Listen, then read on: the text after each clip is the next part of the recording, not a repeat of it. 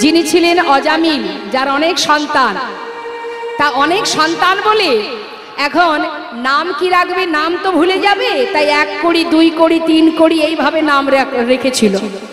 যে কিনা কনিষ্ঠ সন্তান, মানে শেষে যে সন্তান, এই ছোট্ট সন্তানের নাম রেখেছিল প্রভু নারায়ণের কৃপায় নাম রেখেছিল নারায়ণ।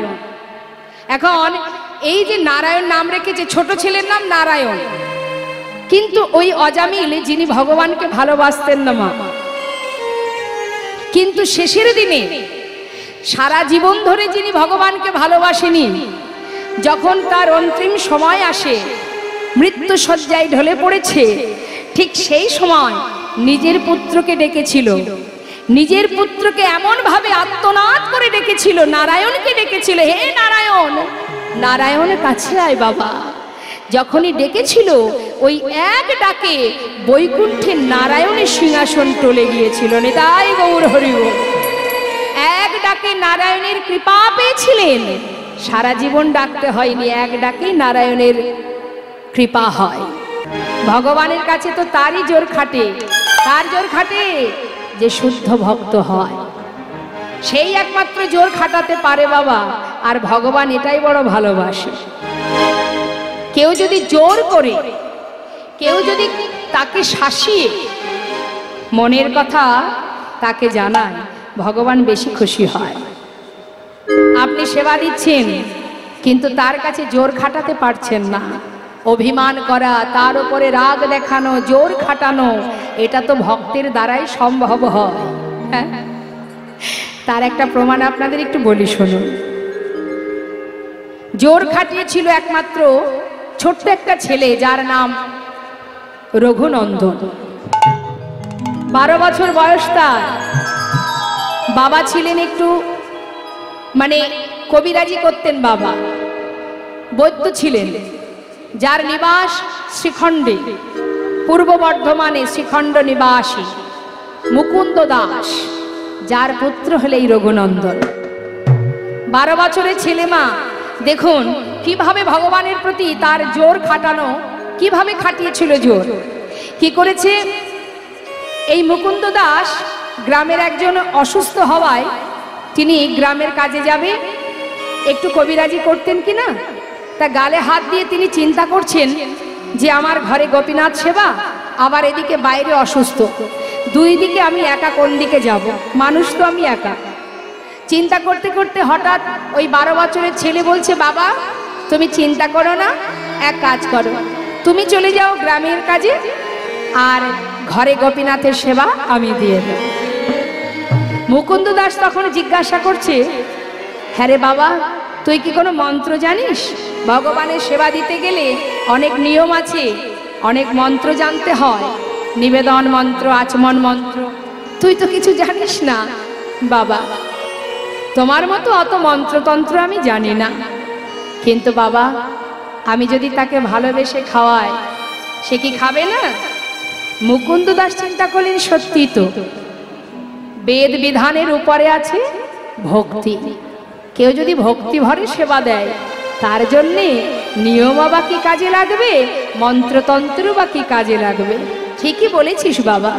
শোন, তাহলে তুই এক কাজ কর, আজকে তুই সেবাটা দিয়ে দিবি, আমি চললাম, গ্রামের কাজ ছেড়ে ফিরে আসবো, আমার জন্য প্রসাদ রেখে দিস। যাও বাবা, চিন্তা করো না।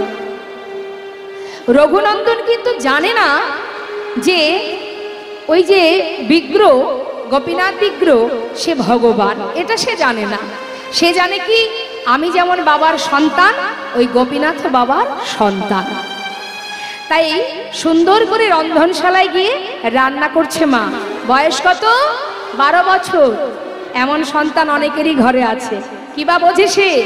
রান্নাঘরে গিয়ে দেখছে, তাই তো রান্না তো হয়নি, কি করে কি করবে সে? কোনো রকমে নানাবিধ ব্যঞ্জন এক পাত্রে দিয়ে রান্না করেছে। চালে ডালে যা কিছু ছিল এক পাত্রে ঢেলে দিয়ে রান্না করেছে বাবা।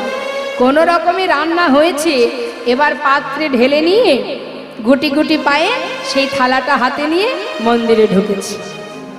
মন্দিরে ঢুকে পাত্রটা রেখে এবার ডাকতে শুরু করেছে, গোপীনাথ, গোপীনাথ, ও গোপীনাথ।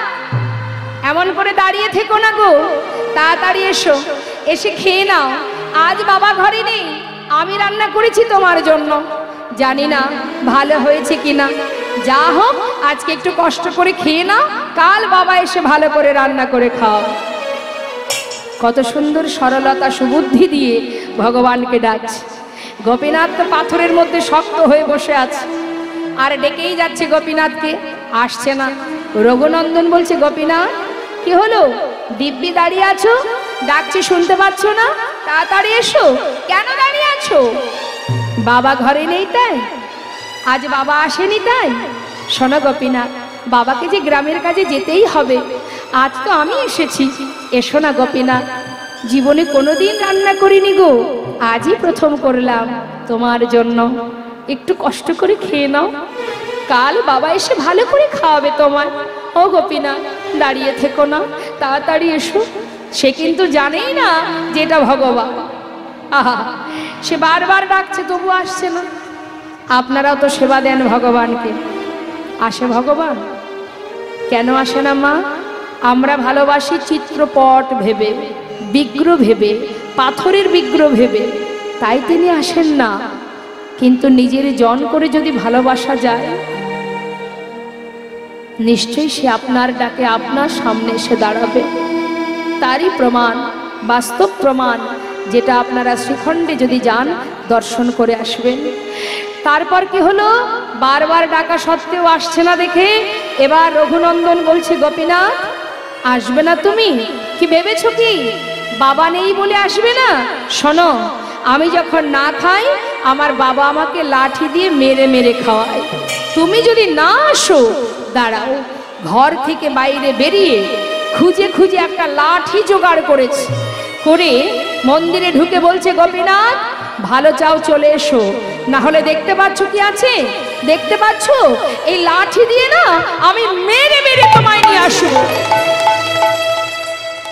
এই যে শাসন, ভগবান তো এটাই বেশি ভালোবাসে। ভক্ত আমাকে কতক্ষণে বকবে, কতক্ষণে শাসন করবে, কতক্ষণে ভালোবাসবে। লাঠিটা হাতে তুলে যখন ভগবানের মুখের কাছে ধরেছে, ভক্তের এই মধুর শুদ্ধ প্রেম দেখে ভগবান আর থাকতে পারছে না। কতক্ষণে পাথর থেকে বাইরে বেরোবে। চলে এসো গোপীনাথ, ভালো চাও চলে এসো, না হলে লাঠি দিয়ে আজ আমি তোমায় মেরে মেরে খাওয়াবো। পাথর থেকে সচল মূর্তি ধারণ করে পাতাসনে এসে বসেছে। রঘুনন্দন মনে মনে ভাবছে, দেখেছো তো, লাঠির ভয় না দেখালে আজ আসতো না। খেয়ে নাও, তাড়াতাড়ি খেয়ে নাও।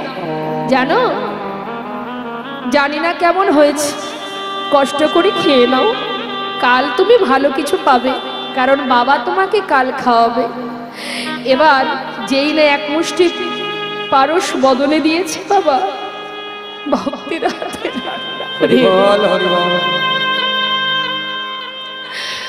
ভক্তির এমন শুদ্ধ প্রেম ভগবান বদনে দিয়ে মনে মনে বলছে, ভক্ত তুমি জানো না আজ কত সুন্দর রন্ধন হয়েছে, এই যে মধুর অমৃত, যা আমি কোনোদিন পাইনি। সেবা করছি, বহুদিন পর এত সুস্বাদু এত সুন্দর রান্না পেয়ে আজ আর গোবিন্দের কারোর কথা মনে নেই, আপন মনে সেবা করেই যাচ্ছে। সেবা করতে করতে প্রায় শেষের পর্যায়ে এমন সময় রঘুনন্দন মাথায় হাত দিয়ে ভাবছে, সর্বনাশ, গোপীনাথ যে সব খেয়ে নিল, আমরা কেউ এখনো খাইনি, আমাদের জন্য একটুও রাখলো না। ছুটে গিয়ে হাতটা চেপে ধরেছে, গোপীনাথ আর খেও না, আর খেও না। তুমি কি বলো তো, আগে তো আসছিলে না, এসেছো খাচ্ছ খাও, সব খাবে? আমি খাইনি, আমার বাবা খাইনি, আমাদের জন্য কিছু রাখলে না গোপীনাথ? ভগবান বলছে, জানো ভক্ত, আজ না তোমার হাতে রান্না পেয়ে কারোর কথাই আমার মনে ছিল না। ঠিক আছে, বেশি তো নেই, এই যেটুকু আছে এটুকু আমি তোমার জন্য রেখে গেলাম, তুমি খেও। বেশ। ভগবান আচমন করে বিগ্রে মিলিত হলেন। বেশি তো ছিল না বাবা, সেটুকু নিজে সেবা করে পাত্র ধুয়ে রেখেছে। ঠিক সময় মতো মুকুন্দ দাস ফিরেছে, ফিরে ডাকছে, রঘুনন্দন। বাবা, কিরে, সেবা দিয়েছিস তো? হ্যাঁ। ঠিকঠাক সেবা দিয়েছিস তো? হ্যাঁ বাবা, চিন্তা করো না। যাক, আমার বড় কাজটা তুই করে দিয়েছিস রে। শোন বাবা, এক কাজ কর, আমাকে একটু প্রসাদ দে, আমার প্রচন্ড খিদে পেয়েছে, সারাদিন কিচ্ছু খাইনি। ঠিক আছে, জানো বাবা, আজ না প্রসাদ নেই। প্রসাদ নেই? কেন রে, বাড়িতে কোনো বৈষ্ণব এসেছিল? না না, কেউই আসেনি। ওই গোপীনাথ সব খেয়ে নিয়েছে। অবশেষে আমি হাতটা ধরেছিলাম বলে যেটুকু শেষে ছিল আমার জন্য রেখে গিয়েছে, আমি সেটুকু খেয়েছি বাবা। মুকুন্দ দাস মনে মনে ভাবছে, এ কি বলছে রঘুনন্দন? কি করে সম্ভব? সে তো পাথরের বিগ্রহ, সে কি করে আসবে, কি করে খাবে? সে তো চলে না, কথা বলে না, সে তো পাথর। যার যেমন ভাব তার তো তেমনই লাভ বাবা। সে জানে ওটা পাথরের বিগ্রহ, আর ছেলে জানে আমি যেমন বাবার পুত্র, সেও আমার বাবার পুত্র, তাই তার দেখা পেল, কিন্তু মুকুন্দ দাস পেল না। মুকুন্দ দাস মনে মনে চিন্তা করলেন, আমার পুত্র নিজে খেয়ে ওই বিগ্রহের নামে দোষ দিচ্ছে। সে তো বলবে না, মুকুন্দ আমি কিন্তু খাইনি, তোমার ছেলে খেয়েছে, বলবে কি করে? সে তো কথাই বলতে পারে না। দিন চলে গেল, রাত পার হলো। সকাল হতে না হতেই মুকুন্দ দাস চিন্তা করলেন, ছেলের এই অন্যায় মেনে নেওয়া যাবে না। তাই ছেলেকে উপযুক্ত শিক্ষা দেবার জন্য তিনি ছলনা করে পুত্রকে বললেন, রঘুনন্দন বাবা, তুই তো ভালো সেবা দিতে শিখেছিস, জানিস বাবা, আজও আমাকে গ্রামে যেতে হবে। তা তুই এক কাজ কর, আজ আর রান্না করতে হবে না, ঘরে নাড়ু তৈরি করা আছে, গোপীনাথ নাড়ু খেতে ভালোবাসে, তা তুই আজকে একটু নাড়ুটা ভোগ দিয়ে দিবি। আচ্ছা আচ্ছা বাবা, তুমি চিন্তা করো না, তাই হবে। মুকুন্দ দাস গ্রামের কাজে যাবার নাম করে সে কিন্তু যায়নি বাবা, মন্দিরের পিছনে গিয়ে দেয়ালে কান পেতে আছে। কেন? আজ সে শুনবে আমার ছেলে যখন ভোগ নিবেদন করতে যাবে, আমার পুত্র ছাড়া আর কেউ মন্দিরে আসে কিনা। কান পেতে আছে, আর এদিকে ছোট্ট ছেলে 12 বছরের শিশু পাত্রে নাড়ু সাজিয়ে মন্দিরে ঢুকেছে। মন্দিরে ঢুকে ডাকছে, গোপীনাথ, ও গোপীনাথ। শোনো, আজ আর কিন্তু ডাকতে পারবো না। ওই যে কাল আমি এসেছিলাম, আজও আমি এসেছি, আজও বাবার কাজ শেষ হয়নি, বাবা গ্রামে চলে গেছে। বাবা বলল তুমি নাকি নাড়ু খেতে ভালোবাসো, তাই তোমার জন্য আজ আমি নাড়ু এনেছি, শিগগিরই এসো, তাড়াতাড়ি খেয়ে নাও। ভগবান পাথর থেকে সচল মূর্তি ধারণ করে, মাগো, এক ডাকেই ভগবান ফিরে এলেন, আসনে এসে বসলেন। আসনে বসে মনে মনে বলছে, ভক্ত, কেউ যদি ডাকার মতো আমাকে ডাকতে পারে, তার এক ডাক যদি আমার কর্ণে পৌঁছায়, সে যদিও আমায় ভুলে যায়, আমি সেই ভক্তকে কখনো ভুলি না। আর ডাকতে হবে না, এই দেখো আমি এসে গেছি।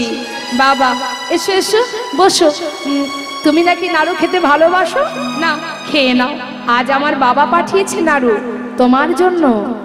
মনে মনে ভগবান বলছে, ভক্ত, তোমার বাবাই পাঠাক আর যেই পাঠাক, তোমার মতো ভক্তের হাতের পরশ তো লেগে আছে। আমি তো এতেই খুশি, আমার ভক্তের হাতের ছোঁয়া লেগে আছে। মুখে দিয়েছে মা, একটা নাড়ু বদলে দিয়েছে।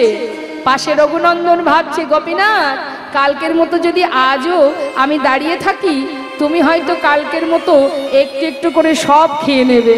আজ আর আমি তা হতে দেব না। কাল যা ভুল হয়েছে হয়েছে, আজ আর ভুল করব না। আজ গোপীনাথও খাবে, আমিও আমার ভাগেরটা খাবো। এই ভেবে পাত্র থেকে একটা নাড়ু তুলে নিয়েছে।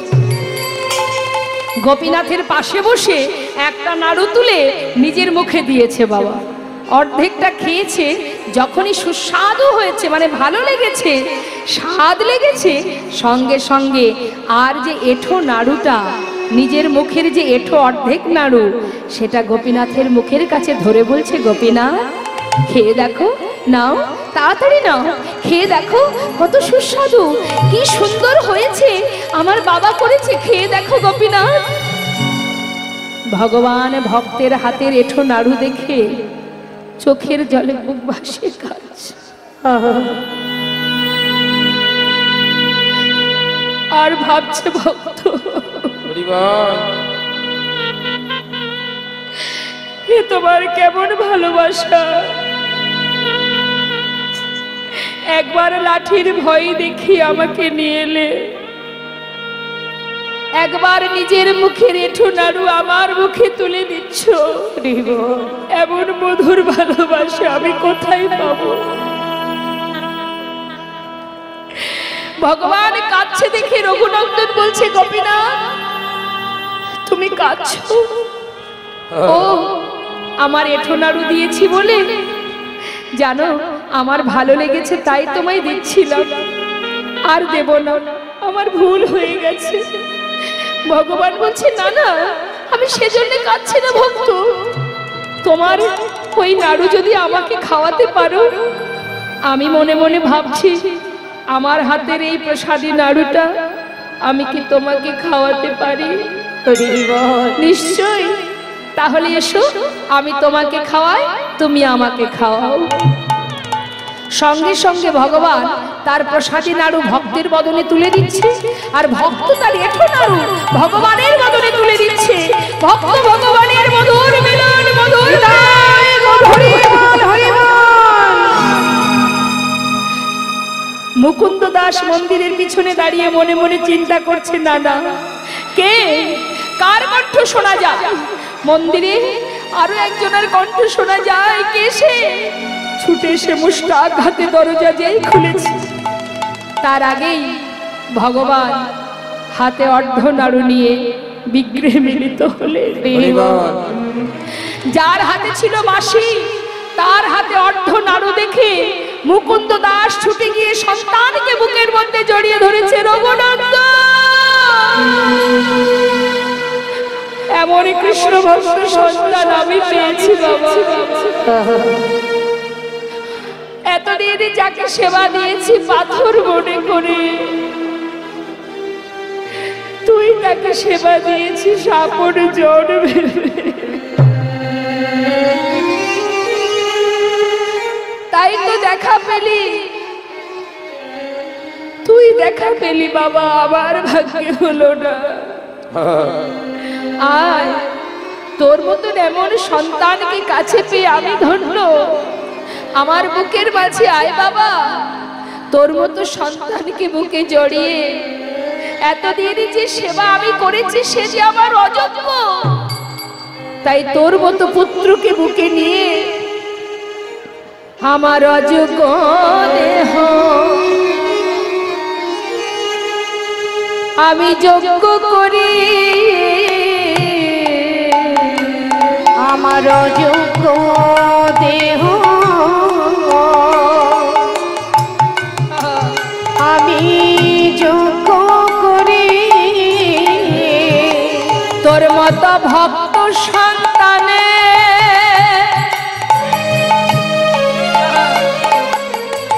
আমি হৃদয়ে ধরে আমার অযোগ্য দেহ যোগ্য করি, তোর মতো ভক্ত সন্তানে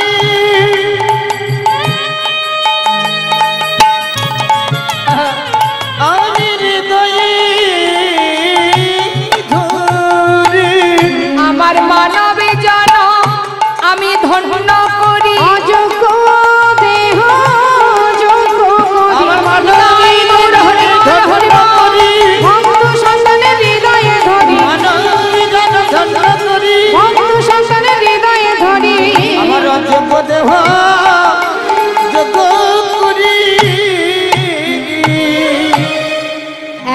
কৃষ্ণ ভক্ত সন্তান যদি কারোর ঘরে আসে বাবা, তার জন্য 21 পুরুষ উদ্ধার হয়ে যায়। কারোর ঘরে যদি একটা কুপুত্র জন্মায়, তার জন্য 14 পুরুষ নরকে চলে যায়। সন্তানের মতো সন্তান একটা হলেই যথেষ্ট। আর কৃষ্ণ ভক্ত যে হয়, প্রকৃত যে কৃষ্ণ ভক্ত হয়, সেই পারে গোবিন্দের কাছে, ভগবানের কাছে জোর খাটাতে। করুণাময় আমার গৌরহরি তিনি কলিজীবের জন্য সহজ পদ্ধতি নিয়ে এলেন, সহজ পথ, সহজ উপায়। কি সেই উপায়? কলিহত জীবের পরমায়ু খুবই কম। তাই আমরা এই অল্প সময়ের মধ্যে কিভাবে ভগবত কৃপা লাভ করতে পারবো, তার জন্য দয়াল গৌরহরি এই সহজ উপায়টা নিয়ে এলেন। জানি তাই সেই উপায়টা কি না, হে জীব, সাধন ভজনে যাগযজ্ঞ কৃত্যে যদ্ধায়তি বিষ্ণু ত্রেতায় যজ্জতে মোক্ষ দাপরি পরিচর্যং কল তদ্ধরি সংকীর্তন। অর্থাৎ কৃত্যে যদ্ধায়তি বিষ্ণু ত্রেতায় যজ্জতে মোক্ষ। সত্যযুগে ভগবানকে পাবার যদি কেউ আশা করত, তাকে ধ্যান তপস্যা করতে হতো। একবার চিন্তা করতে হবে মা, যে অন্যান্য যুগে যে কষ্ট করে ভগবানকে লাভ করত, কলিযুগে তার জন্য কোনো কষ্ট আমাদের করতে হয় না। কোনো ধ্যান তপস্যা নেই, যজ্ঞ নেই, পূজা অর্চনা নেই, কিচ্ছু নেই। তুমি যেমন অবস্থায় আছো, যেখানে আছো, যেভাবেই আছো, যে বদন তোমার দিয়েছে, বলবার শক্তি তোমাকে দিয়েছে, এই বদনে যদি তুমি তোমার কর্মটুকু করতে পারো, বদনের কর্ম কি? আন কথা কুকথা বলা নয়। আমাদের বদনের কর্ম এটাই, অপবিত্র পবিত্র বা সর্ববস্থাঙ্গত পি বা যৎসারে পুণ্ডরিকাক্ষ সবার জভ্যন্তর সূচি। অর্থাৎ তুমি শুচি থাকো, অশুচি থাকো, তুমি যেখানে থাকো, যেমন থাকো, পবিত্র থাকো, অপবিত্র থাকো। আমাদের কিছু কিছু মানুষের ধারণা আছে ভগবানের নাম করতে গেলে শুদ্ধ বসন পরিধান করে স্নান করে তবেই আসন পেতে বসে ভগবানকে ডাকতে হবে। এটা কোনো নিয়ম নয়, কলিযুগে এই নিয়ম নেই। তুমি যদি মনে করো যে আমার অঙ্গের বসনটা পবিত্র নয়, দুঃখ নেই। তুমি যদি মনে করো আমি মন্দিরে যেতে পারিনি, আমি বাইরে কাজে আছি, এখন আমি তার নাম করতে পারবো না, বাড়িতে গিয়ে স্নান করে শুদ্ধ বসন পরে তবে নাম করব, সেই সময় পর্যন্ত যদি তুমি থাকতে না পারো, নিতাই গৌর হরি। তাই তুমি যেখানে থাকবে, যেমন থাকবে, যে অবস্থায় থাকবে, ভগবান বললেন যখনই আমাকে স্মরণ করবে, আমি যখনই সে আমায় স্মরণ করবে, আমার কৃপায় তার ভিতর বাহির সব পবিত্র হয়ে উঠবে। এমন সহজ উপায় অন্য কোনো যুগে ছিল না।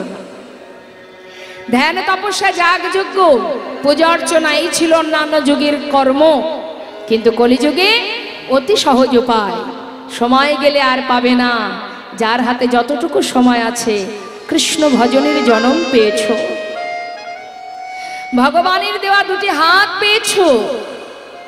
যার নেই, না থাকার জ্বালা সেই তো বোঝে। তাই ভগবানের দেওয়া যে দুটি হাত, হাত তো সেটাই বাবা, যে হাতে ভগবানের সেবা হয়, যে হাতে ভক্ত সেবা হয়, যে হাতে সমাজের কল্যাণ হয়, সেটাই হলো হাত। সেটা হাত নয় যে হাতে অপরাধ করা হয়, অন্যায় করা হয়, কাউকে খুন করা হয়, মা বাবাকে ঘাড় ধাক্কা দিয়ে বের করে দেওয়া হয়, সেটা কিন্তু হাত নয়।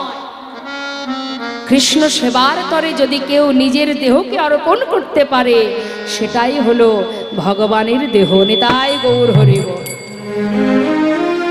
তাই আজ মহাজন পদাবলিতে আমাদের মতো জীবকে বোঝালেন, হে জগৎবাসী, হে কলির জীব, এই ঘোর কলিযুগে যদি তুমি ভগবত কৃপা, গৌর কৃপা লাভ করতে চাও, তাহলে কোনো কষ্ট করতে হবে না। গৌরঙ্গ বলিতে হবে পুলক শরীর, আনন্দ রাখো মনে। নিতাই গৌর হরি বল। পুলক কথার অর্থ হচ্ছে আনন্দ। পুলক কথার অর্থ কি? পুলক কথার অর্থ হচ্ছে মনের ভিতরে আনন্দ রাখতে হবে।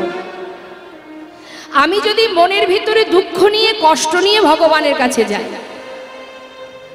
দেখবেন আসতে বাড়িতে যদি গুরুদেব আসে, আপনার বাড়িতে আপনার গুরু এলেন, আপনার গুরুদেবকে কাছে পেয়ে আপনি কি করবেন? তার মুখে কৃষ্ণ কথা শোনা হোক বা না হোক, আপনার সাংসারিক দুঃখ যন্ত্রণা আপনি কতক্ষণে তার কাছে জানাবেন, এই জন্য আপনি ছটফট করতে থাকেন। গুরুদেব বাড়িতে এলে নিজের সংসারে দুঃখ যন্ত্রণা জানানোর জন্য আপনি ব্যতিব্যস্ত হয়ে যান, কিন্তু এটা কর্ম নয়, এটা উচিত নয়। যদি কারোর ঘরে গুরুদেব আসেন, সাধু গুরু বৈষ্ণব আসেন, তখন কি করতে হয় না, এই যে সুযোগ পেয়েছেন আপনি সাধু সঙ্গ করার, গুরুর কৃপা লাভ করার, এই সুযোগটা কাজে লাগিয়ে, হে গুরুদেব, আজ যখন আমার ঘরে চরণধূলি রেখেছো, আজ তোমার মুখে দুটো কৃষ্ণ কথা হরি কথা শ্রবণ করব। যে কৃষ্ণ নাম হরি নাম বলবার জন্য আমাদের মনুষ্যকুলে জন্ম পাওয়া, 84 লক্ষ জনি ভ্রমণ করে মানব দেহ পাওয়া, কৃষ্ণ ভজিবার তোরে সংসারে আইনু, মিছে মায়ায় বদ্ধ হয়ে বৃক্ষ সম হইল। ফল রূপে পুত্র কন্যা ডাল ভাঙি পড়ে, কাল রূপে সংসারে পক্ষী বাসা করে। সংসার জীবনের যত কর্মই আপনি করুন না কেন, এ কর্ম আপনার সঙ্গে যাবে না মা। কিন্তু আমাদের যাবার সময় যেমন এসেছি, তেমন যাবার পর আমাদের কাছে যদি বিচার হয় যে বলো মনুষ্যকুলে জন্ম পেয়ে ভবে গিয়ে করেছোটা কি, সেখানে যাতে আমি কিছু বলতে পারি, সেই জায়গাটা আমাকে তৈরি করতে হবে এই মর্তধামে মনুষ্যকুলে জন্ম পেয়ে। তাই আজ বৈষ্ণব মহাজন বললেন, মনে আনন্দ রাখো, ভগবানের কাছে গুরুর কাছে কখনো দুঃখ জানাতে নেই, সেখানে মনের কষ্ট জানাতে নেই। কারণ আপনার কষ্টটা আপনার ভাগ্যের ক্রমে। আপনি জীবনে কত অপরাধ করেছেন, কত পাপ করেছেন, আপনি নিজেও জানেন না, আমরা কেউ জানি না। কলিহত জীব জেনে শুনেও অপরাধ করে, আবার না জেনেও অনেক অপরাধ করে বাবা। তাহলে কর্মের ফল তো আমাকেই ভোগ করতে হবে, আর এই ফলকে, এই যে কর্মের ফল, যে সাজা আমি ভোগ করছি, এই কষ্ট নিবারণের জন্য আপনার উচিত সাধুগুরু বৈষ্ণবের কাছে, ভগবানের কাছে হরি কথা কৃষ্ণ কথায় নিজেকে ডুবিয়ে, তবেই আপনার অপরাধ খণ্ডন হবে, না হলে হবে না। পাপ তাপ দূর হবে, কামনা বাসনা ভুলে গিয়ে কৃষ্ণ নামে মত্ত হও, সব ভুলে যাও। যার দেওয়া দেহ তার উপরে রাখো, ভাবছো বসে চলবে কিসে, তুমি ভাববার কে, যার ভাবনা সেইভাবে তুমি ভাবো তাকে। আমরা নিমিত্ত মাত্র, আমাদের কোনো ক্ষমতা নেই কোনো কিছু ধরে রাখা বা কোনো কিছু ছেড়ে দেওয়া, কোনো ক্ষমতা নেই। আমাদের কর্ম কৃষ্ণ সেবা, কৃষ্ণ ভজন। তাই মহাজন বললেন, গৌরাঙ্গ গৌর হরির নাম করো, গৌরাঙ্গ বলিতে হবে পুলক শরীর, আর হরি হরি বদনে নয়নে বাহিনীর, নয়নে বাহিনীর। কাঁদতেই যদি হয় ভগবানের চরণে কাঁদো, তাকে পাবার জন্য কাঁদো। দুঃখ যদি হয় তাকে জানাও, হে প্রভু, ইহ জগতের যে দুঃখ, এ দুঃখ শুধু আমার, এর জন্য তুমি দায়ী নও, কিন্তু তোমার কাছে একটা বাসনা, মনুষ্যকুলে জন্ম পেয়ে অনিত্য বস্তুকে নিয়ে এই অসার বস্তুর পিছনে ছুটতে ছুটতে তোমায় ভজা হলো না প্রভু, তোমায় ডাকা হলো না দয়াময়। তাই তোমার চরণে দুফুটা বাড়ি পরিশোধ করে জানাই, গৌর হরি, আমার মতো পাষণ্ড অধমকে তোমার চরণে তুমি ঠাঁই দিও। সমস্ত অপরাধ দূরীভূত করে যেন তোমার চরণে স্থান পায়, তোমার চরণে ঠাঁই পায়। কাঁদতে যদি হয় তার কাছে কাঁদো, সংসারের জন্য কেঁদে কিচ্ছু পাবে না। তাই তো বৈষ্ণব মহাজন বললেন, হরি হরি বদনে নয়নে বাহিনীর। আপন আপন গুরুচরণ আশ্রয় করে গুরু চরণে কৃপা করো গুরুদেব, তোমার কৃপা ছাড়া গোবিন্দ কৃপা লাভ করতে পারবো না, তাই তুমি এই অধমাকে, এই পাষণ্ডকে তুমি কৃপা করো। কাঁদতে যদি হয় গুরুর কাছে কাঁদো, কৃষ্ণ কৃপা পাবার জন্যে কাঁদো, ভগবানের জন্য কাঁদো, ইহ জগতে কারোর জন্য কেঁদে লাভ নেই। গুরুচরণ আশ্রয় করো, গুরু কৃপা সবার ভাগ্যে হয় না। তাই আসুন আমরা সবাই মিলে আমাদের কলির ভগবান গৌর হরির চরণ আশ্রিত হতে গেলে যার চরণ সার করতে হবে সে হলো নিত্যানন্দ প্রভু, যিনি আমাদের সকল জীবের গুরু। সেই আশ্রয় তত্ত্ব নিতাই চাঁদের চরণ স্মরণ করে প্রভুর চরণে জানাই, হে দয়াল নিতাই চাঁদ, তুমি তো মার খেয়ে নাম দিয়েছ, মেরেছো কলসির কানা, তাই বলে কি নাম দেব না? দাঁড়ে দাঁড়ে নাম দিয়েছ তুমি প্রভু, তাই আমার মতো পাষণ্ডকে তুমি একবার কৃপা করো। শ্রীধাম বৃন্দাবনে ভগবান কৃষ্ণচন্দ্র যত যত লীলা করেছেন বাবা, সবে কিন্তু ভক্তের জন্য, আমাদের মতো জীবের জন্য, আমাদেরকে উদ্ধার করার জন্য। তার সমস্ত লীলাই শুধু আমাদের জন্য। আজ দেখুন তিনি যে ভক্তকে কৃপা করছেন, উদ্ধার করছেন। ভগবান বললেন, আমি সর্বদাই ভক্তের অধীনে থাকি, অর্থাৎ যে আমাকে ভালোবাসে, যে আমাকে স্মরণ করে, আমি সেই ভক্তের চরণে সদা সর্বদাই দাস হয়ে পড়ে থাকি। অর্থাৎ যে যথামাং প্রপদ্যন্তে তংস্ততৈব ভজমহম মম বর্তানুবর্তন্তে মনুষ্য পার্থ সর্বস্ব। কি বললেন কথাটা? যে আমাকে যেভাবে ভালোবাসে আমি সেইভাবে তার মনোবাঞ্ছা পূর্ণ করি।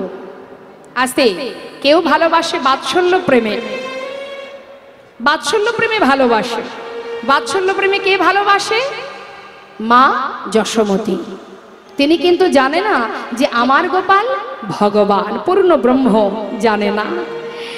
আর ভগবানও তেমন, তার কোলে সন্তান রূপে এমনভাবে বাৎসল্য প্রেমে বাধা পড়েছে, সে যে নিজে ভগবান সেই জ্ঞানটুকু তার আর নেই।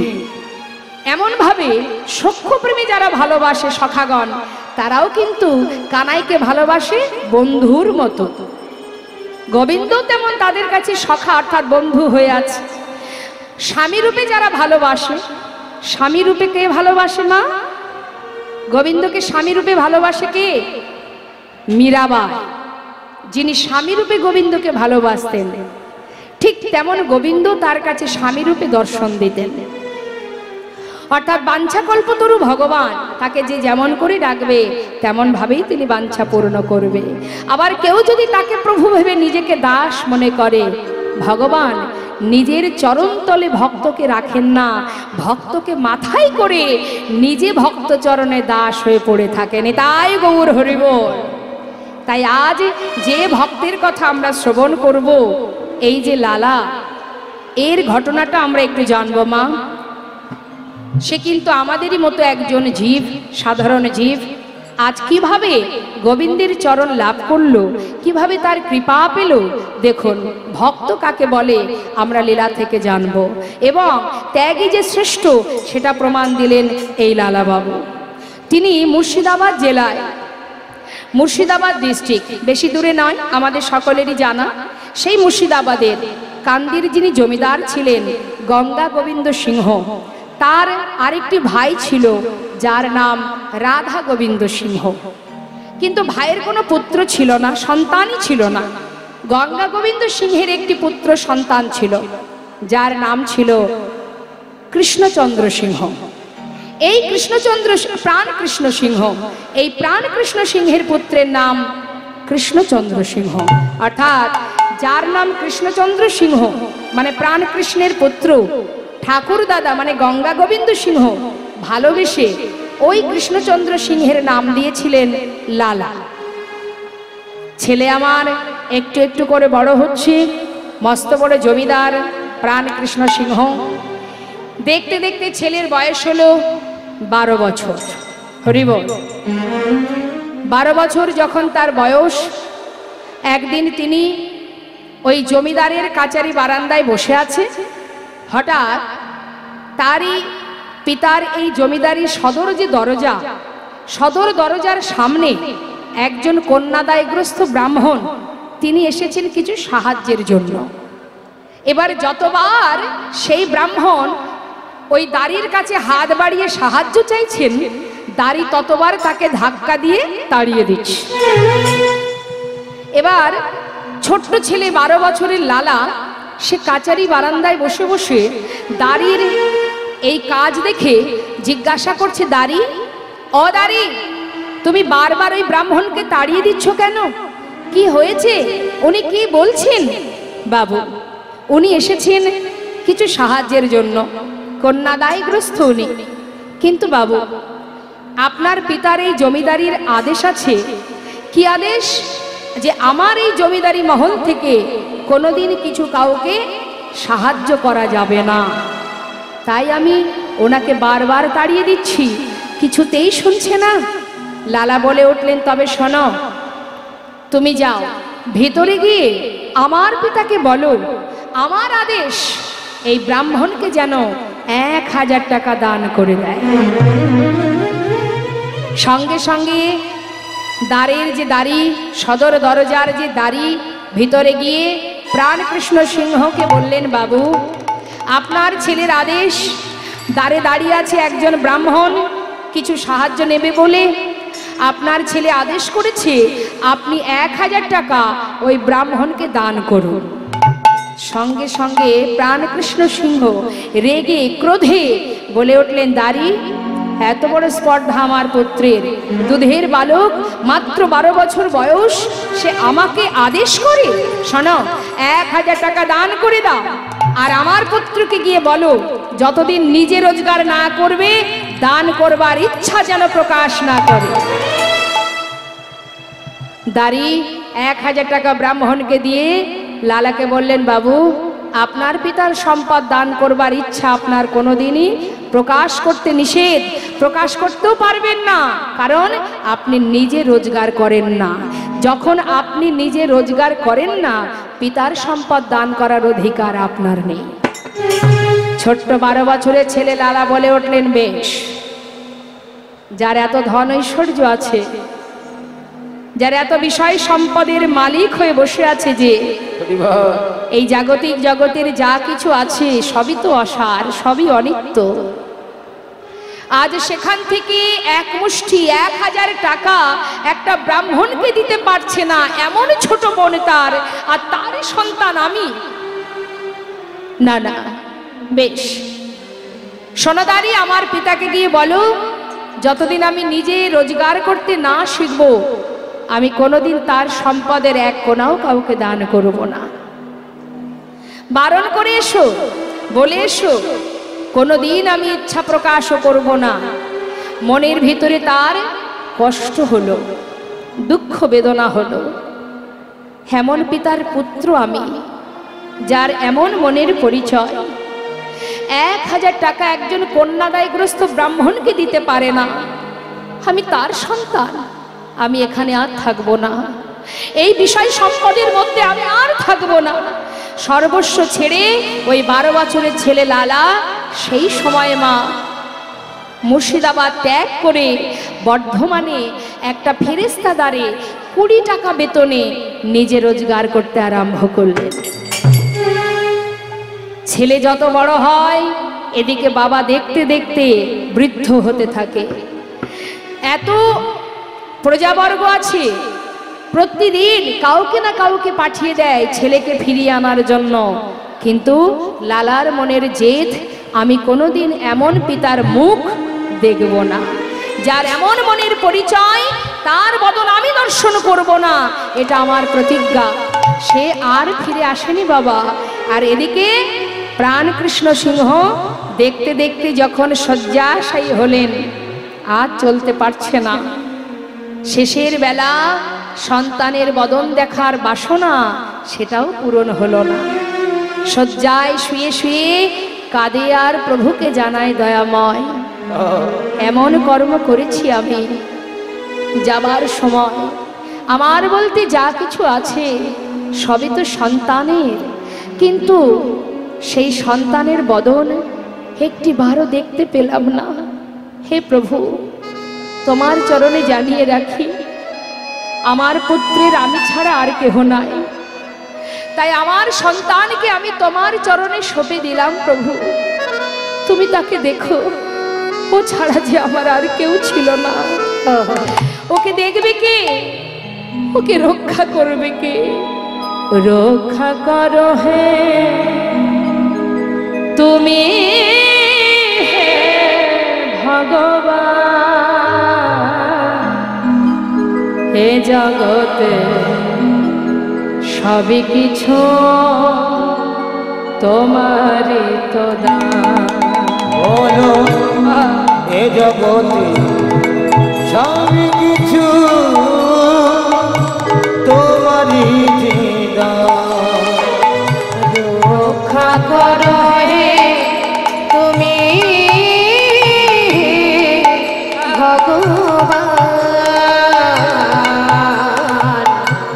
এ জগতে সবই কিছু তোমারই তো দান। তুমি আছো হরি এই বিশ্ব চরাচরে, তুমি আছো হরি এই বিশ্ব চরাচরে, শেষের দিনে হরি ডাকিব তোমারে। আছো হরি এই বিশ্ব চরাচরে, শেষের দিনে হরি ডাকিব তোমারে। রক্ষা করো হে ভগবান, রক্ষা করো হে ভগবান, রক্ষা করো হে ভগবান। রক্ষা করো হে তুমি ভগবান। বলো এ জগতে সবই কিছু তোমারই দান। বলো এ জগতে সবই কিছু তোমারই দান। কি বললেন? আমার বলতে যা কিছু তোমার চরণে সঁপে দিলাম, রক্ষা করো প্রভু। তুমি ছাড়া এ জগতে আর কেহ নাই। দেখুন মা, এ কথাটা আমরা কখন বলি? এই অন্তিম সময় কিন্তু আমাদের সবার জীবনে আসবে। যত সময় আমাদের ক্ষমতা থাকে তত সময় আমরা কি বলি? বাবা, সব আমার, ছেলে আমার, মেয়ে আমার, সংসার, বাড়ি, বিষয়, সম্পদ সব আমার। কিন্তু অন্তিম সময় যখন আসে, হে দয়াময়, তোমার চরণে সঁপে দিলাম, তুমি রক্ষা করো। অর্থাৎ সময় থাকতে আমরা তাকে চিনতে পারি না, সময় চলে গেলে তখন আমাদের সকলের জ্ঞান হয়। তাই মহাজন বললেন, হে জীব, ইহ জগতে তোমার বলতে কিছু নেই।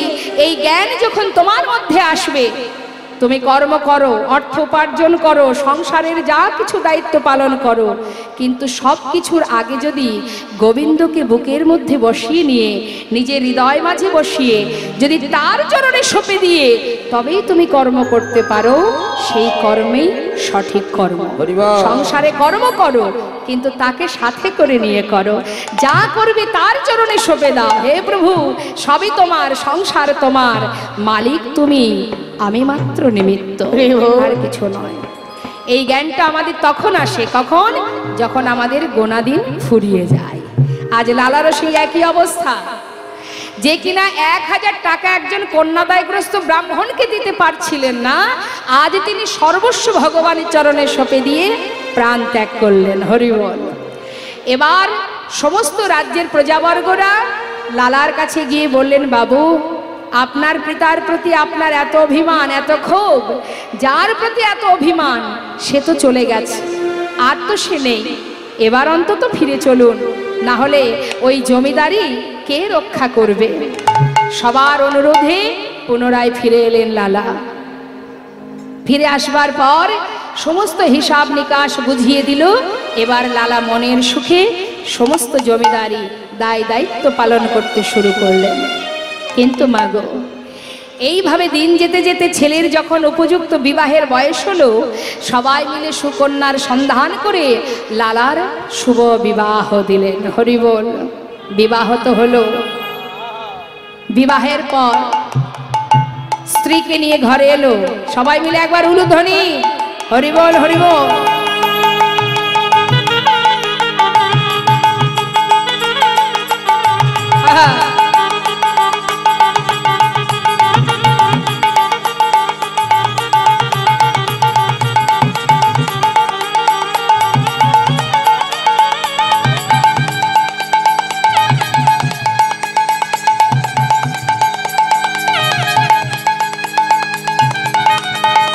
হরি বল।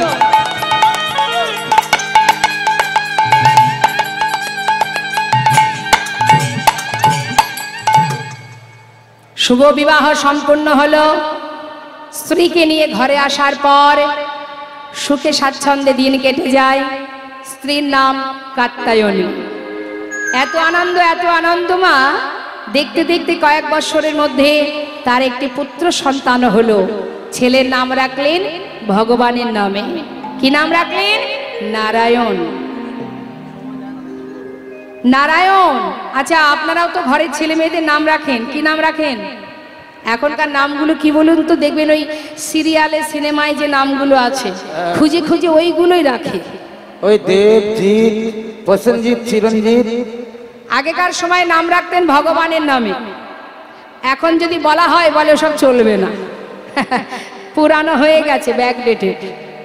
নিত্য নতুন নাম বেরিয়েছে যেগুলো, পাপাই, লালটু, পল্টু, বল্টু, ঝন্টু, সেন্টু, এইগুলো এখন নাম হয়েছে। আর আগেকার সময়ে ভগবানের নামে নাম রাখতেন। কেন রাখতেন? ভগবানের যত নাম আছে এই নামের মধ্যে একটা আমার সন্তানকে রাখবো। কেন? হাজার কাজের মধ্যে দিয়ে যদি সেই নাম উচ্চারণ করি, অন্তত প্রভুর নাম তো স্মরণ হবে। তার প্রমাণ বাবা আছে জগতে, শাস্ত্রে তার প্রমাণ আছে। থামাগো, নিজের সন্তানের নাম এমন ভাবে রাখতে হবে যে নামে উভয় কাজ হবে, সন্তানেরও মঙ্গল হবে, আপনারও মঙ্গল হবে। আর ছেলের নাম রেখেছে নারায়ণ। তার একটা পালিতা কন্যা আছে যার নাম সুমতি। সুন্দর সংসার। দিনের পরে দিন চলে যাচ্ছে মা, দেখতে দেখতে লালারও বয়স হচ্ছে। এদিকে হলো কি, হঠাৎ একদিন তারই দ্বারে একজন ভিখারি এসে দাঁড়িয়েছেন। হরি বল হরি বল। দেখুন বাবা, কখন যে কার ভিতরে চেতনা আসবে, কার ভিতরে কখন বৈরাগ্য আসবে কেউ জানে না। বৈরাগ্য তখনই হবে, সার্থক হবে বৈরাগ্য কখন?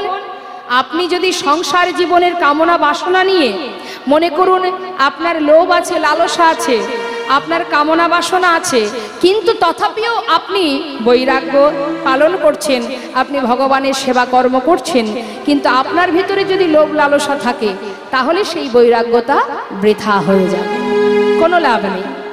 কিন্তু যদি আপনার কামনা বাসনা সঠিক জায়গায় হয়, অর্থাৎ গোবিন্দ চরণে হয়, কামনা সেখানে থাকবে। হে প্রভু, তুমি সব, তোমারই কৃপা ছাড়া আমার চলবার ক্ষমতা নেই। কামনা করলে সেখানে করো, বাসনা করলে সেখানে করো, তবেই কিন্তু বৈরাগ্য সার্থক হবে মা। তাই আজ দেখুন, এই যে লালা আজ তার সংসারের মধ্যে দিয়ে সে কিন্তু গোবিন্দকে ভালোবাসতেন। হঠাৎ একদিন যে ভিখারি দ্বারে দাঁড়ালেন, সেই ভিখারির কাছে এসে লালা জিজ্ঞাসা করছে, ভিখারি তুমি আমার দ্বারে এসে দাঁড়িয়েছ কেন? ভিক্ষা নেবে বলে? হ্যাঁ বাবু। আচ্ছা, তুমি ভিক্ষা নিয়ে কি করো? কি করো তুমি ভিক্ষা করে? হরি বল। ভিখারি যারা হয়, কেউ আছে নিজেদের জীবিকা নির্বাহ করার জন্য, আবার সাধুগুরু বৈষ্ণব যারা যারা দাঁড়ে দাঁড়ে ভিক্ষা করে, তারা কি জন্য ভিক্ষা করে? গোবিন্দ সেবা দিয়ে তারপরে নিজে প্রসাদ পাওয়ার জন্য।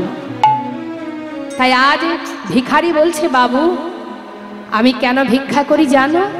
তবে শোনো। বাবু গো, বাবু গো,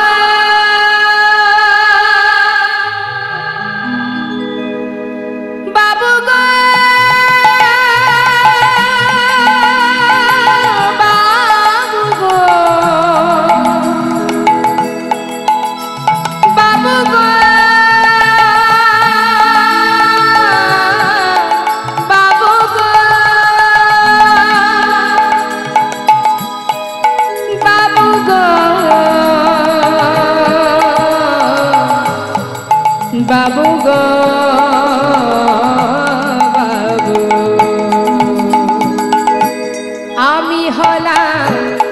দিন ভিখারি। ও গো বাবু আমি হলাম দিন ভিখারি। গো বাবু আমি হলাম দিন ভিখারি। ও গো বাবু আমি হলাম দিন ভিখারি। জানো বাবু, প্রতিদিন ভিক্ষা করি, আর ভিক্ষা করি আমি কি করি জানো? শোনো শোনো, আমার ঘরে আছে গিরিধারী। নিতাই গৌর হরি বল। ও বাবু গো, বাবু গো, বাবু গো, বাবু। আমার ঘরে আছে গিরিধারী, তাই দাঁড়ে দাঁড়ে ভিক্ষা করি। আমার ঘরে আছে গিরিধারী। বাবু গো, বাবু,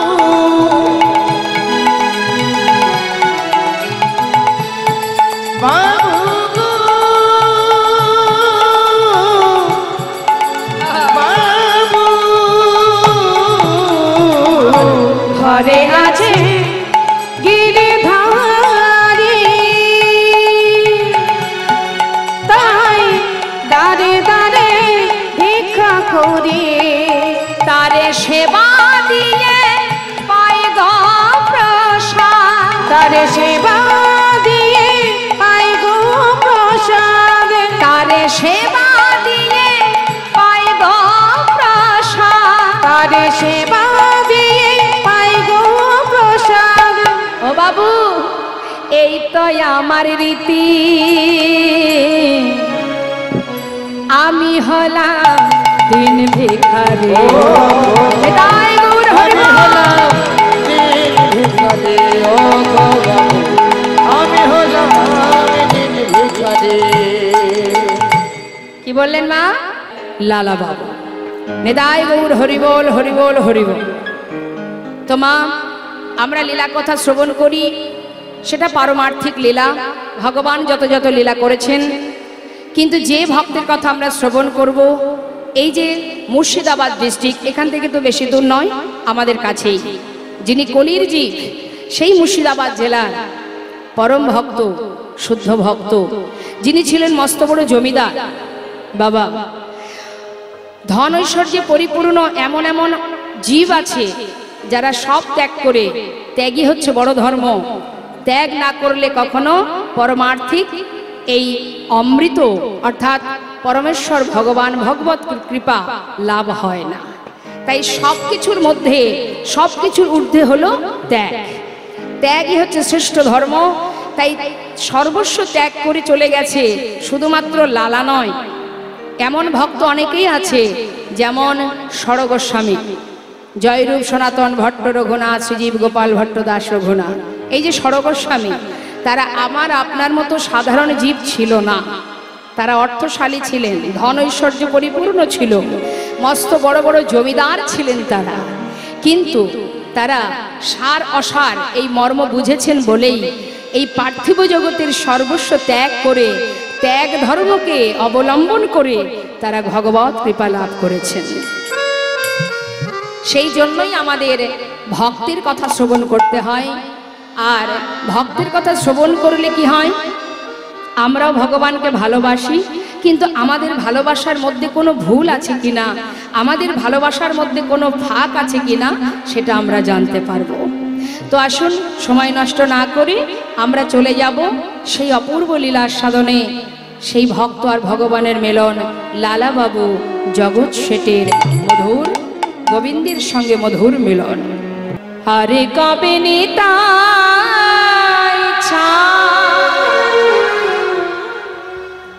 করুণা করিবে,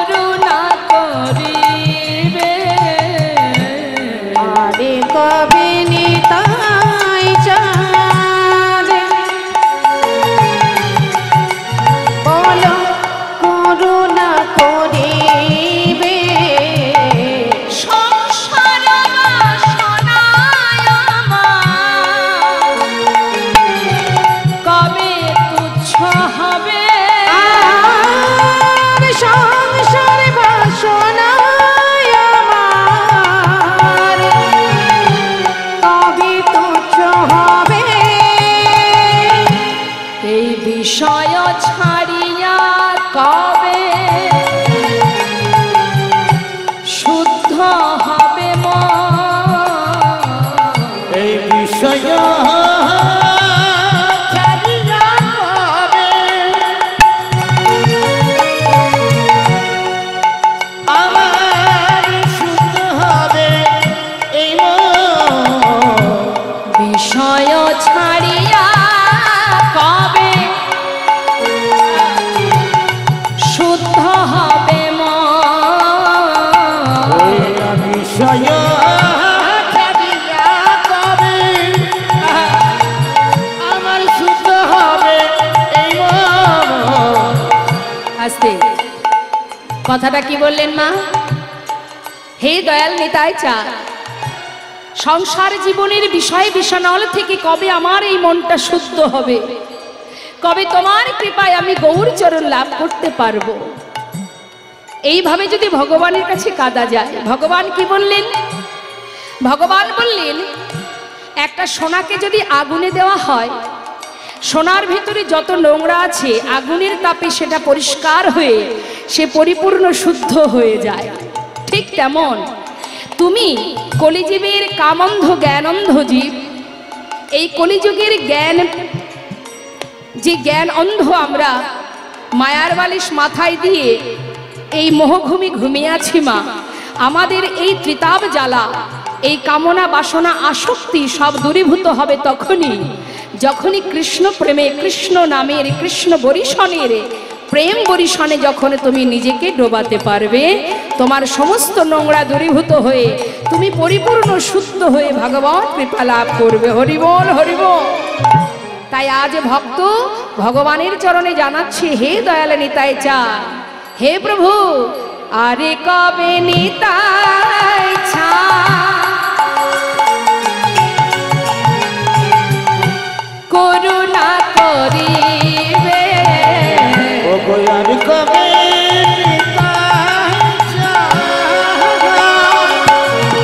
করুণা করিবে।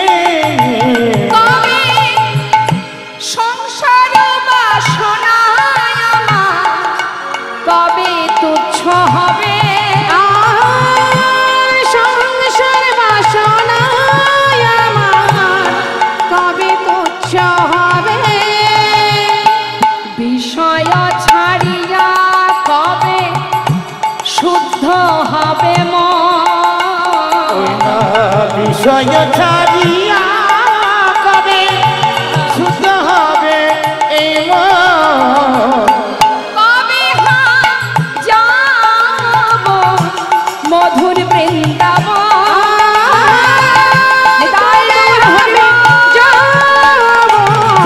মধুর বৃন্দাবন কবে আমি যাইব মধুর বৃন্দাবন। রূপ রঘুনাথ পদে কর কহিয়া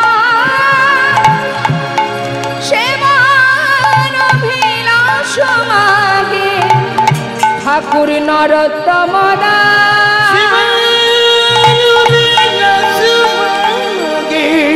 ঠাকুর নরোত্তম হরিবোল। আহা, ঠাকুর নরোত্তম দাসের এই সুন্দর পদাবলীর মাধ্যম দিয়ে আমাদের জগৎ জীবের কলিহত জীবের অনেক চেতনা দান করলেন তিনি। তাই বৈষ্ণব মহাজন বললেন, এই যে নরোত্তম দাস ঠাকুর, তিনি কিন্তু এই কীর্তন সর্বপ্রথম প্রচার করেছিলেন বাংলাদেশে। কীর্তনের সৃষ্টি প্রথমে বাবা বাংলাদেশে। কোথায়? খেতুরি ধাম। এই খেতুরি ধামটা কোথায়? পদ্মা নদীর ধারে দোল পূর্ণিমা রাত্রে বাংলাদেশে পদ্মা নদীর ধারে একটি জায়গা আছে যার নাম খেতুরি। এই খেতুরি ধামে দোল পূর্ণিমা রাত্রে নরোত্তম দাস ঠাকুর তিনি প্রথম কীর্তন করেছিলেন। আর এই কীর্তন দিকে দিকে এখন ছড়িয়ে পড়েছে। এই যে কীর্তন, যেটা এক মুখে বলা 10 কানে শোনা, এটাকে বলা হয় কীর্তন। কীর্তন অর্থাৎ যার মহিমা, যার কীর্তিগাথা শুনিয়া জীবের হৃদয়ে বিশুদ্ধ প্রেমের উদয় হয়, সেটাই হলো কীর্তন। আর সংকীর্তন কোনটি? মহামন্ত্র হরিনাম। এটা হলো সংকীর্তন। আর সংকীর্তন সকলে একসঙ্গে গাইতে হয়, সকলেই পারে। আপনারা পারেন তো? সংকীর্তন একসঙ্গে গাইতে হয়, উচ্চস্বরে আনন্দ করতে হয়। হরিনাম মহামন্ত্র। তো আপনাদের সকলের নিশ্চয়ই হরিনাম জানেন, আপনারা মহামন্ত্র জানেন তো? হ্যাঁ, এটা না জানলে মুশকিল, সব বৃথা হয়ে যাবে। তা মহামন্ত্র সবাই মিলে একবার আমরা জপ করব। এখানে রাধা মাধবের সেবা চলছে, ভক্ত সেবাও চলছে। এই সুযোগে সাধুগুরু বৈষ্ণবের সঙ্গ লাভ করছি যখন আমরা, এই সুযোগ নষ্ট করা যাবে না। সবাই মিলে ভক্ত সঙ্গ লাভ করতে করতে দুটি বাহু তুলে একবার কলিযুগের শ্রেষ্ঠ ধন হরিনাম মহামন্ত্র প্রত্যেকেই একবার জপ করব। দেখে হাত তুলো। বাহ, খুব সুন্দর। প্রত্যেকে দুটি বাহু তুলে হাতে তালি দিয়ে একবার মহামন্ত্র সবাই গাইবেন। তবে সাবধান, আমি বলছি বলে ইচ্ছা নেই, অনিচ্ছাকৃত এটা যেন করবেন না। এর ফল কিন্তু আমি পাবো না, যার যার কর্ম তাকে করতে হয়। আর ভগবানের সেবা দেবার সময় আপনি যেভাবেই সেবা দেন, এই যে দুটো হাত তুলে হাতে তালি দিয়ে নাম করবেন, এটাও একটা সেবা। তাই সেবার মধ্যে যেন কৃপণতা না থাকে, কেমন স্বতঃস্ফূর্ত ভাবে সবাই মিলে গাইবেন। দেখে হাত তুলে, সবাই মিলে হাত তুলে, হাত তোলো। হ্যাঁ, হরে কৃষ্ণ হরে কৃষ্ণ। সবাই গাইবেন মহামন্ত্র। গাইবেন না এমন মনোভাব যেন কারণ না থাকে, সবাই গাইবেন, চেষ্টা করবেন। আর হাতে তালি দিয়ে গাইবেন। আমার শেষ হবে, আপনারা গাইবে শুরু করবেন তালে তালে, কেমন? হরে কৃষ্ণ হরে কৃষ্ণ কৃষ্ণ কৃষ্ণ হরে হরে, হরে রাম হরে রাম, রাম রাম হরে হরে, হরে কৃষ্ণ।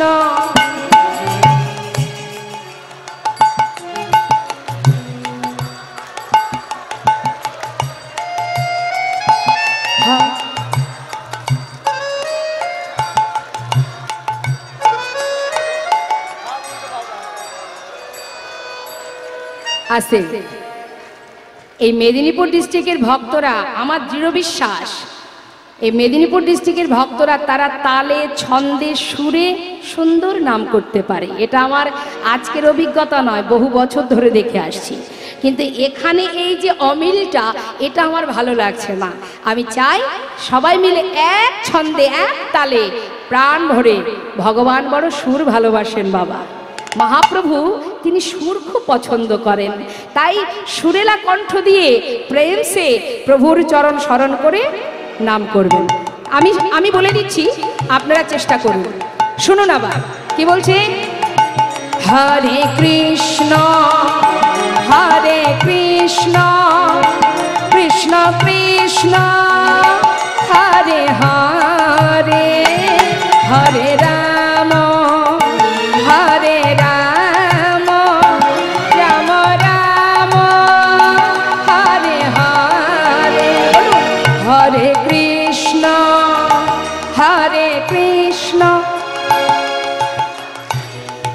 বাহ বাহ বাহ, খুব সুন্দর। হরি হরি হরি বল। হরি বল।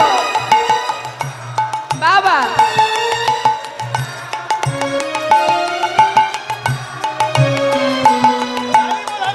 বাবা, হরে কৃষ্ণ হরে কৃষ্ণ কৃষ্ণ কৃষ্ণ হরে হরে, হরে রাম হরে রাম, রাম রাম হরে হরে, হরে কৃষ্ণ। আহা,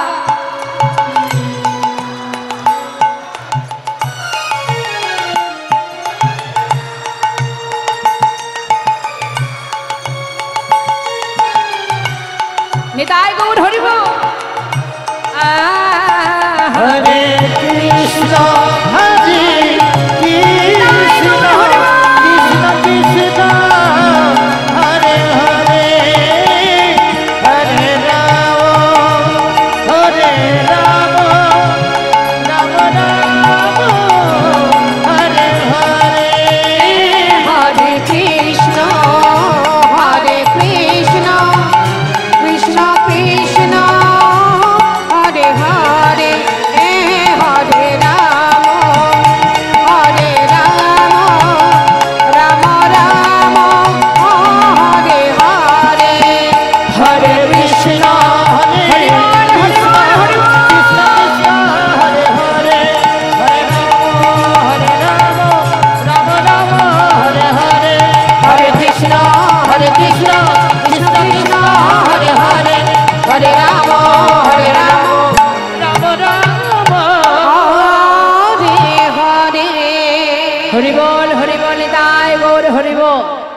কৃষ্ণ কৃপাময় আপনাদের কৃষ্ণ ভক্তি দান করুক প্রভু, এইটুকুই প্রভুর চরণে আমার নিবেদন।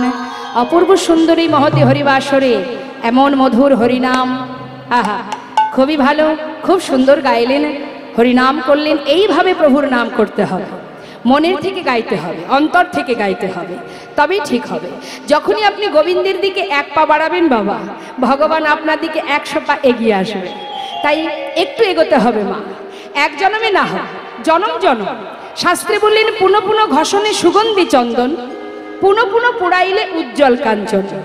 পুনঃ পুনঃ জনমে ধর্মে হয় মতি, পুনঃ পুনঃ সাধনে অধমে পায় গতি। আহা, তাই আজ বৈষ্ণব মহাজন বললেন যে প্রকৃত যে ভক্ত, যে প্রকৃত শুদ্ধ ভক্ত, এই শুদ্ধ ভক্ত যে হয় সে ভগবত কৃপা পাবার লাগি এই মনুষ্যকুলের সমস্ত মায়ার ত্রিতাপ জ্বালা, মায়ামোহ ত্যাগ করে সর্বস্ব ছেড়ে গোবিন্দ কৃপা পাবার জন্য ছুটে চলে যায়। এখানে আমরা যত ভক্ত আছি একবার বলুন তো দেখি, ভগবানকে আপনারা ভালোবাসেন তো? হ্যাঁ, সবাই ভালোবাসেন। কতটা ভালোবাসেন? সংসার বেশি ভালোবাসেন না ভগবানকে বেশি ভালোবাসেন? সত্যি ভগবানকে ভালোবাসেন, সংসার ভালোবাসেন না? তাই যদি হয়ে থাকে এই কীর্তনের পরে কিন্তু আর কেউ বাড়িতে যেতে পারবেন না।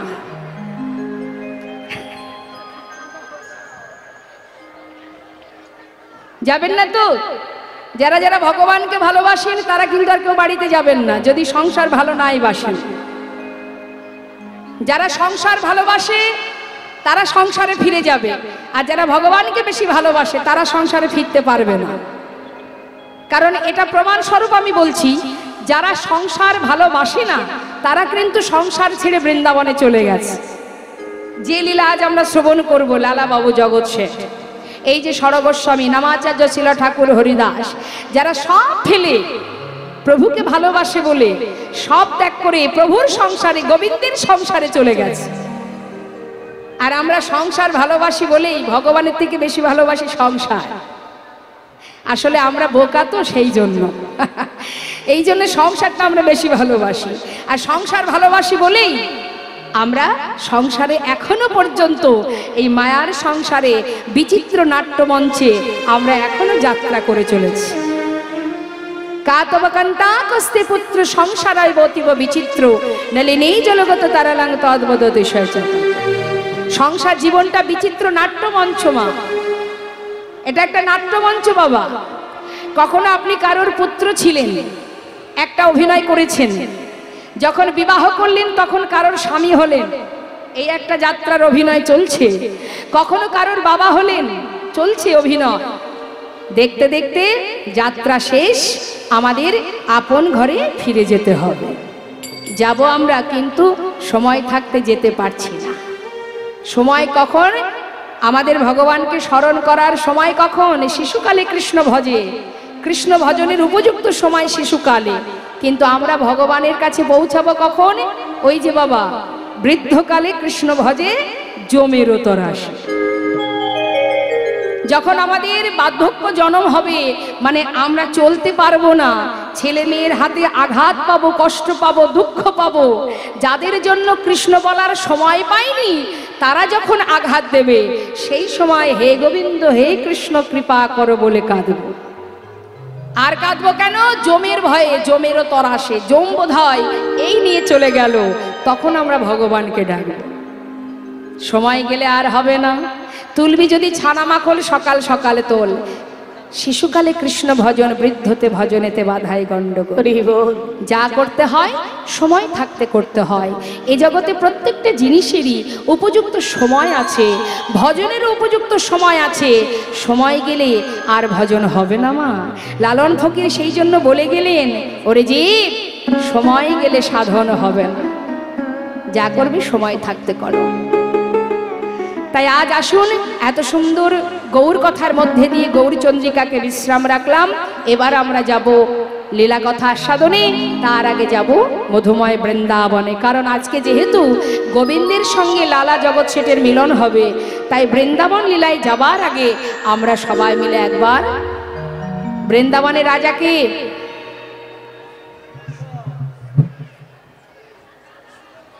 কৃষ্ণচন্দ্র রাজা, ওর নাম কেউ করে না বৃন্দাবনে। বৃন্দাবনে কৃষ্ণের নাম কেউ করে না। বৃন্দাবনে রাজা বৃষভানু রাজনন্দিনী, রাশেশ্বরী বিনোদিনী, প্রেমময়ী রাধারানী। রাধে রাধে। চলুন যাই একবার আমরা নবদ্বীপ ছেড়ে যাব বৃন্দাবনে। কিভাবে যাব? এই দেহটা যাবে কি? দেহটা নিয়ে যাওয়া দরকার নেই। এটা তো পঞ্চভূতে গঠিত দেহ, এ দেহ পড়ে থাক। সূক্ষ্ম আত্মা নিয়ে চলে যাব অপ্রাকৃত সেই লীলা আস্বাদনে। প্রাণ ভরে সবাই আশ্রয় তত্ত্ব রাধারানীর নাম জপ করব। সবাই মিলে মনের আনন্দে বলবেন বৃন্দাবন ধাম।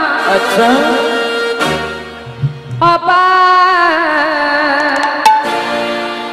জপে যা রাধে রাধে।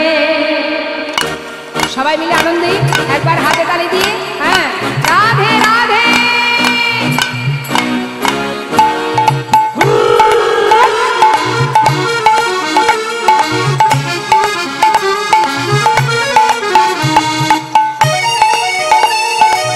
রাধা রানী কি জয়, শ্যাম সুন্দর কি জয়।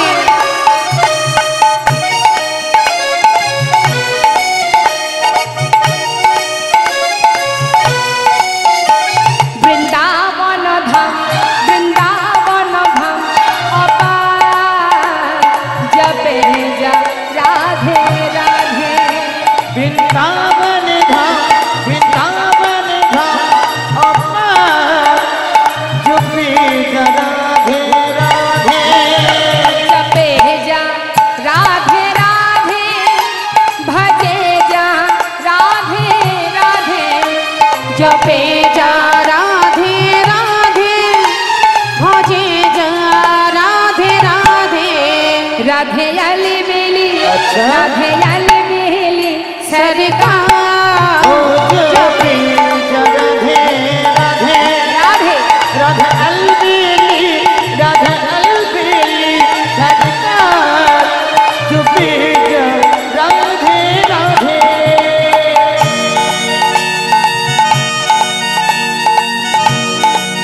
वृंदावन धाम की জয়।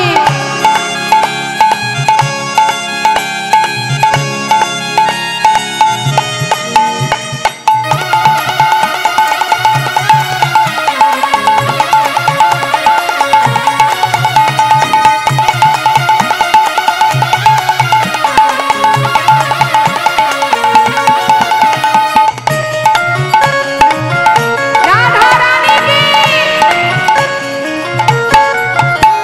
जो राधा राधा गावे, वो प्रेम पकड़ खा पावे।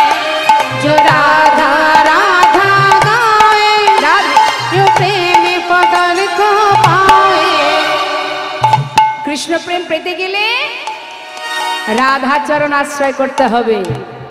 তাই বৈষ্ণব মহাজন বললেন যে রাধা নাম করবে সে কৃষ্ণ প্রেম অনায়াসে লাভ করবে।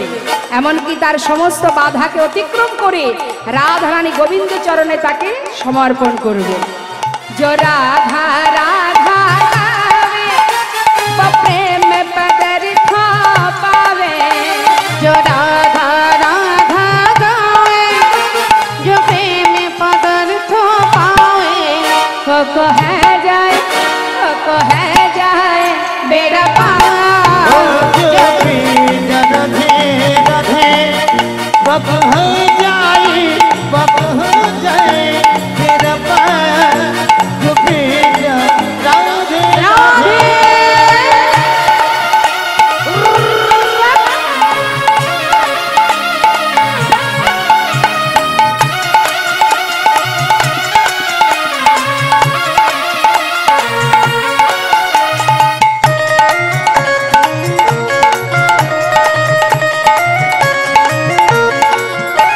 जो राधा नामी न हो तो रसराज बेचारा रोतो।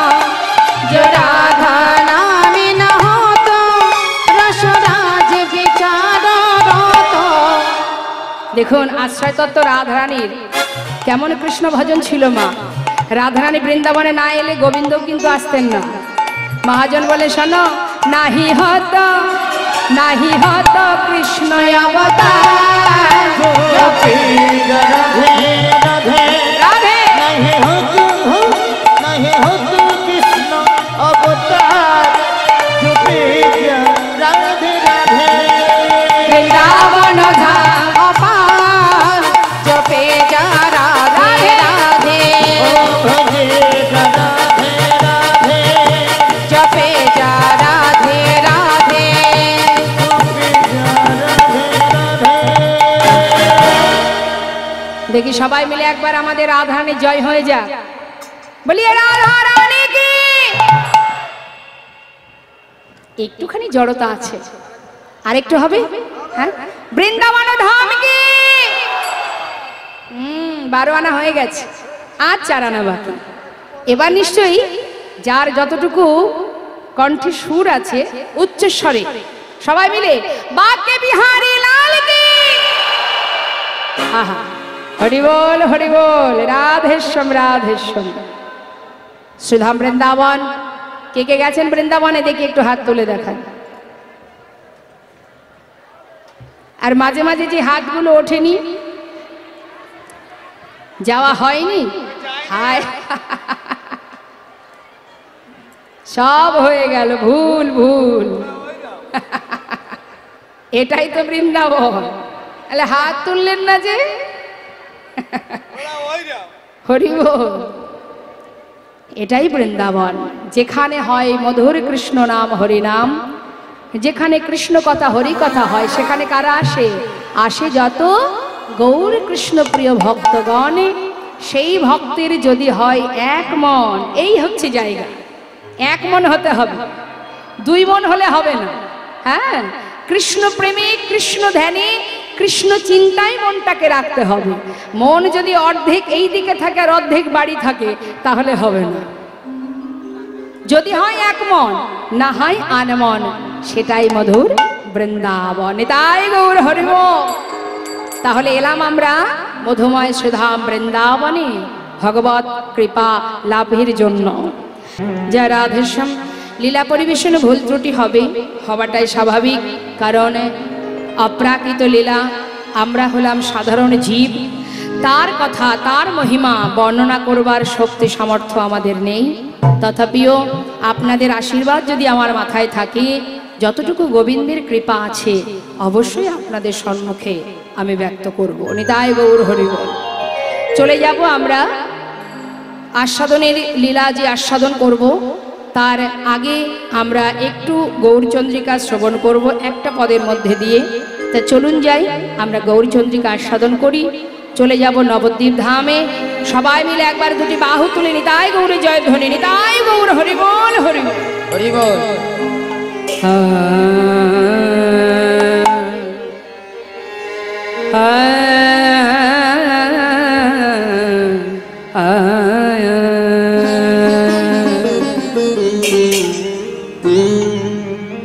গৌরঙ্গ বলিতে ओ हे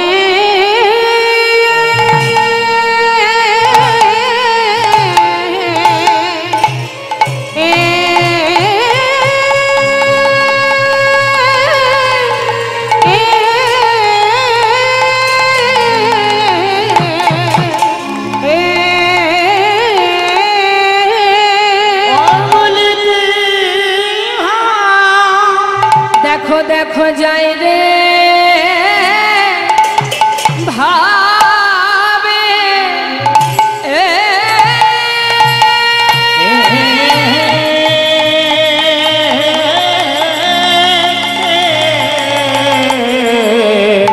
যাই রে ভাবে ও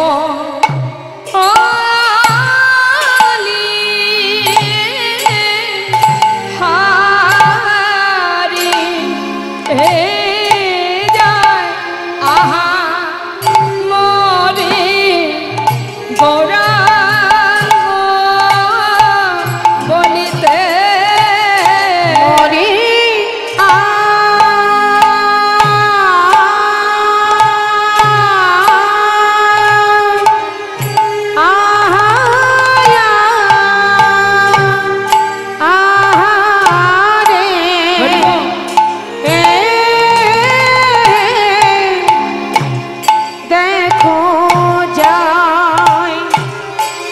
যাই রে ভাবে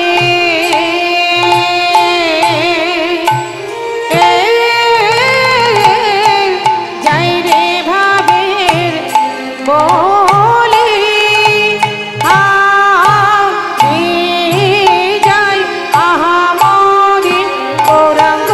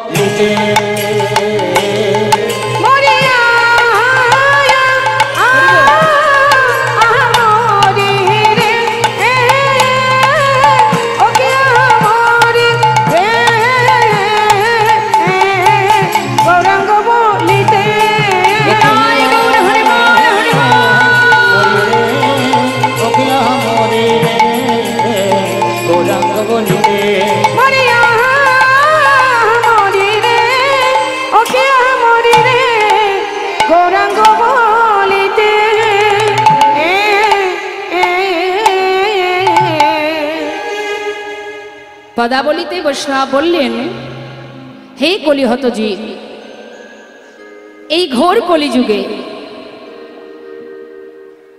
গৌর অবতারে এতটাই সহজ উপায় দিয়েছেন করুণাময় প্রভু আমার। সেই সহজ উপায়টা কি? গৌরাঙ্গ বলিতে হবে পুলাকাশরী, হরি হরি বদনে আর নয়নে বহিনী, নয়নে বহিনী